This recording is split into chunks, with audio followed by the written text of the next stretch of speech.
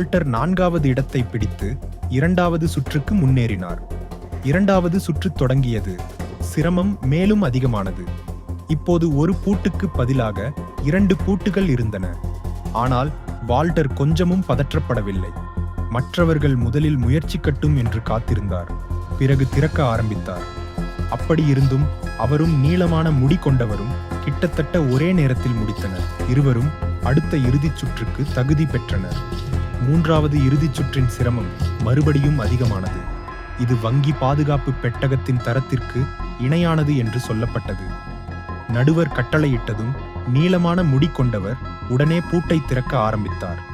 அவர் முகத்தில் இருந்த வருத்தத்தை பார்த்தாலே பூட்டை திறப்பது எவ்வளவு கடினம் என்று தெரிந்தது.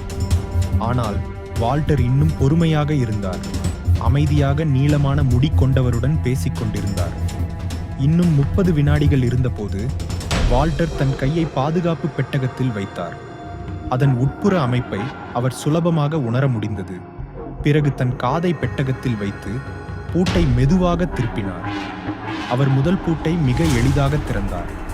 பிறகு அதே முறையை பயன்படுத்தி 2வது மற்றும் 3வது பூட்டுகளையும் திறந்ததும் அரங்கம் முழுவதும் ஆரவாரம் எழுந்தது.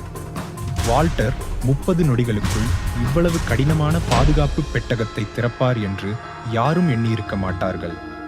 வால்டரின் புகழ் பூட்டு திறக்கும் உலகமெங்கும் மின்னல் போல் பரவியது.